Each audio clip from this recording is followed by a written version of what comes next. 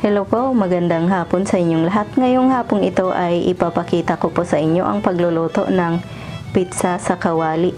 At ito na po ang ating mga sangkap. Unang-una, all-purpose flour na 3 cups, 1 tablespoon na pampaalsa, 1 teaspoon ng dough enhancer, 1 teaspoon ng asin, 3 tablespoon ng olive oil, 1.5 teaspoon ng white sugar, 1 cup ng harina ng mais or cornmeal, 1.5 cup ng tubig.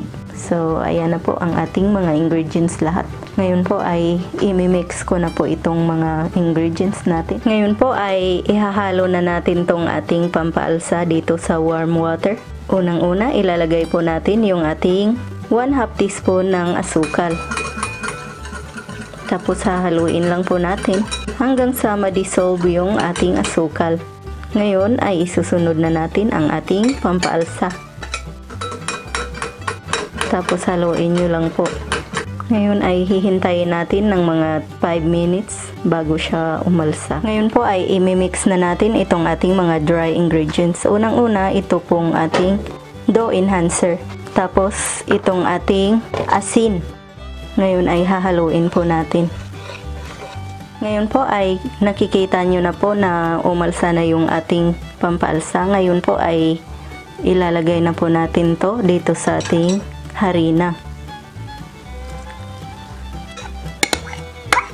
Tapos hahaluin natin. Ngayon po ay gagamitan natin to siya ng kamay para imasa itong ating dough. Naghugas na po pala ako ng kamay. Ngayon po ay pwede na po palang ilagay itong ating 3 tablespoon na olive oil. Yan, ibuhos po natin lahat yan. Ngayon po ay mamasahin na natin to ng mamasahin hanggang sa magiging elastic po siya. Ngayon po, kapag ganito na po ang itsura niya ay pwede na po nating paalsahin to. Maglalagay lang po tayo ng konting oil para hindi po siya didikit. Tatakpan na natin yung ating lalagyan para umalsa po siya.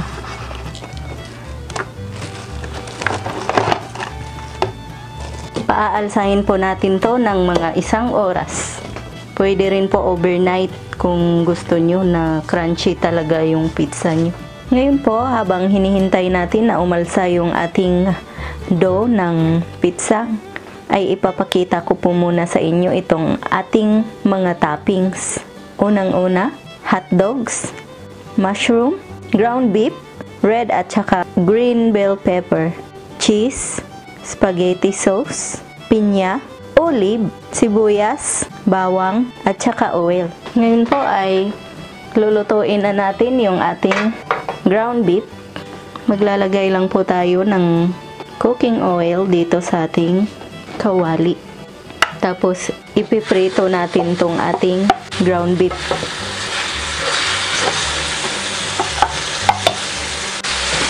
Hihintayin po natin na mag golden brown itong ating ground beef para matanggal po yung mga excess water nito. Hahaluin lang natin para hindi siya dumikit sa ating kawali.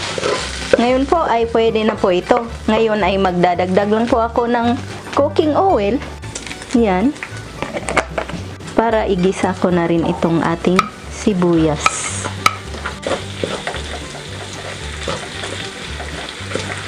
Kung gusto nyo pong hanguin po muna yung ground beef nyo ay pwede rin po. Pero yung sa akin ay ididiretso ko na lang po. Hintayin lang natin na medyo maluto yung ating sibuyas. Ngayon ay idadagdag na rin natin pala itong ating bawang para sabay na po silang maluto. Tapos haluin lang natin ng hahaluin. Ngayon ay ilalagay na po natin itong ating tomato sauce or spaghetti sauce. Hindi na po tayo magdadagdag ng tubig dito para malapot po talaga yung ating sauce. Hahaluin lang natin. Tapos pahihinaan natin uli yung ating apoy. Ngayon ay isasali ko na po itong ating mushroom. Kasi gusto ko po lutong-luto talaga ito. Mas maganda po yung luto siya. Tapos halu-haluin lang natin hanggang sa maluto yung ating mushroom.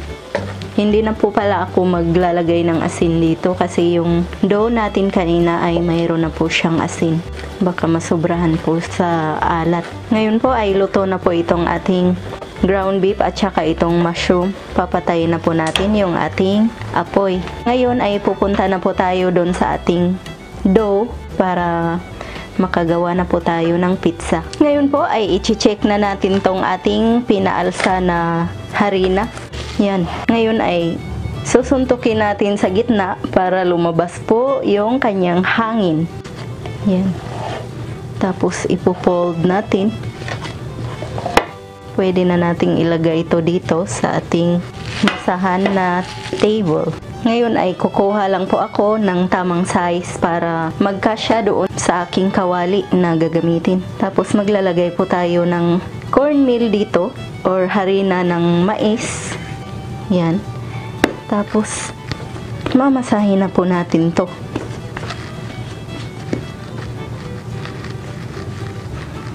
Pabilog po ang ating paggawa nito.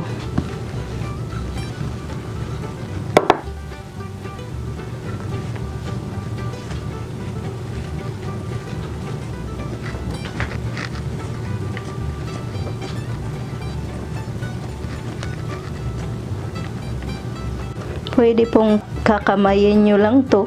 Pero kung may rolling pin naman po kayo, ay pwede ring gamitan nyo.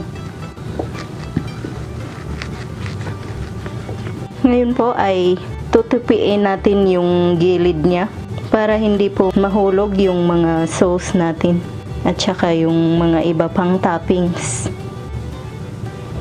Okay lang po kahit hindi magpantay yung pagkakatupi kasi hindi naman natin ibibenta ito. Yan. Ayan na po yung ating nagawa na dough. Ngayon ay lulutuin na natin to sa ating kawali.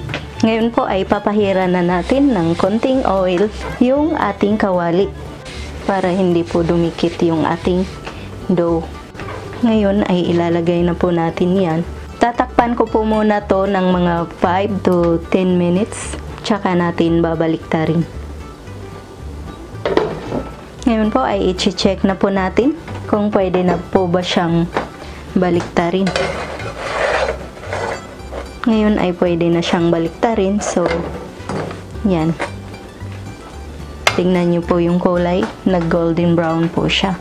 Ganyan po ang gusto nating kulay para luto po talaga yung ating pizza. Ngayon po ay tatakpan po muna natin ng mga 5 to 10 minutes. Ngayon po ay i-check na naman po natin kung luto na ba talaga yung ating dough.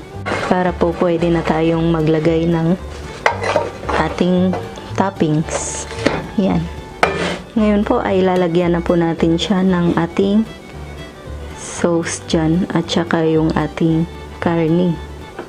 Habang naglalagay po kayo ng toppings nyo, pahihinaan nyo lang po yung mga apoy nyo. Lalagyan po natin ng maraming ground beef kasi yan po ang nagpapasarap dito sa ating pizza. Tapos ilalagay ko na rin po yung iba pang toppings natin. Ito yung hotdog. Tapos lalagyan din po natin ng siling green at saka yung sili na pula. Maglalagay rin po tayo ng olive. Maglagay din po tayo ng pineapple. Tapos ang huli po natin na ilalagay ay itong ating cheese. Napakabango na po ng ating pizza.